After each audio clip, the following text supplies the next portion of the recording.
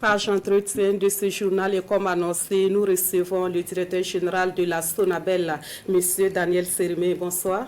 Bonsoir, madame. Alors aujourd'hui, comment est-ce qu'on peut situer la demande en électricité, surtout dans cette période de forte chaleur?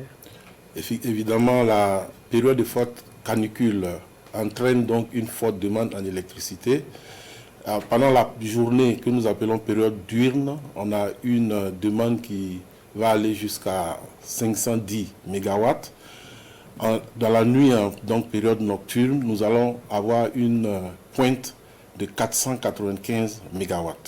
Et en réponse, quelle est la capacité de l'offre en électricité pour les consommateurs? Alors, pour la journée, je pense qu'il n'y a pas de problème. Nous avons une disponibilité de 540 MW, donc une marge de 30 MW. Seulement, la nuit, nous avons une disponibilité de 459 MW, donc en quelque sorte un déficit. Mais ce déficit est comblé par la modulation des relations que nous avons avec les sociétés minières et les cimenteries, parce que nous travaillons avec eux pour qu'ils déplacent leur période de production afin que nous puissions équilibrer l'offre et la demande. En quelque sorte, nous ne prévoyons pas de faire un délestage, donc nous allons travailler à équilibrer l'offre et la demande. Et justement, vous dites que la journée et la situation semble être gérée, mais pourquoi est-ce qu'on assiste à des coupures d'électricité souvent pendant la journée? Vous savez, nous sommes dans un système intégré, donc un réseau interconnecté avec des pays voisins. Donc lorsqu'il y a des perturbations au niveau d'un pays, surtout que nous importons un peu plus de ces pays, tels que le Ghana, par exemple, nous importons entre 150 et 165 MW. Et vous savez que nous n'avons pas ce qu'on appelle une réserve tournante, c'est-à-dire que lorsque nous perdons les 150 ou 160 MW, normalement, si nous avions ce qu'on appelle une réserve tournante, le système allait automatiquement s'équilibrer. Mais étant donné que notre réserve est surtout froide, c'est-à-dire que les machines sont à l'arrêt, donc ça entraîne des coupures qui peuvent être plus ou moins généralisées. Et justement, en attendant, quelles sont les dispositions concrètes qui ont été prises au niveau de vos services pour quand même minimiser les perturbations pendant cette période de forte chaleur?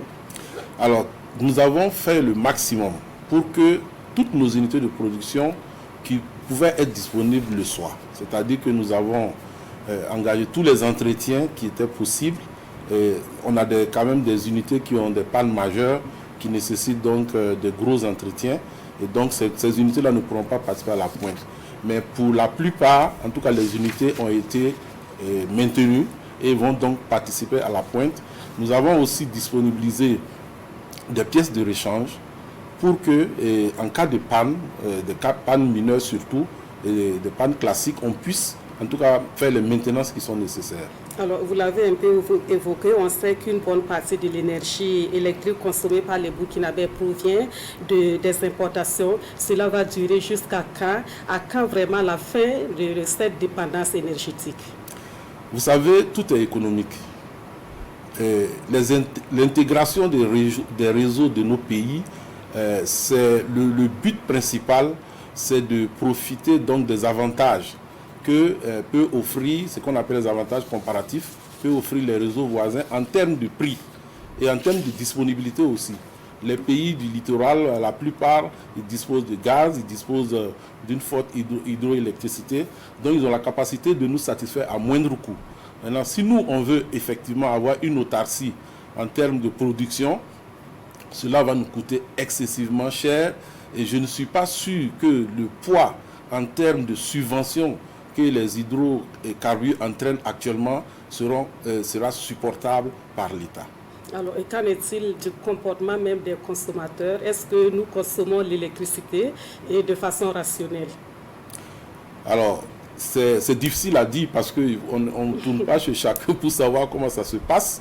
Mais d'une manière générale, nous, on a une campagne de sensibilisation pour l'économie d'énergie, c'est-à-dire qu'il faudrait que les gens utilisent l'énergie de façon rationnelle, de sorte que la demande ne soit pas inutilement haute. D'accord. Et qu'en est-il, par exemple, de la situation au niveau des services?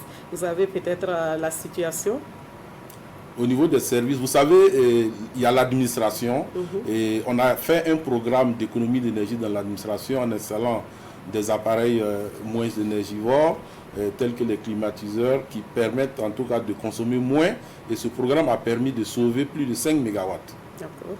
Très rapidement, un message à l'endroit des clients de la Sonabel. En tout cas, j'exhorte les clients d'abord à la tolérance parce que ce n'est pas facile, c'est une période difficile pour nous, nous sommes sous pression et nous leur demandons en tout cas de nous accompagner, notamment en pratiquant les méthodes d'économie d'énergie. Merci à vous, Monsieur Daniel Sermé. Je rappelle que vous êtes le directeur général de la Sonabel et vous restez avec nous pour la suite de cette édition.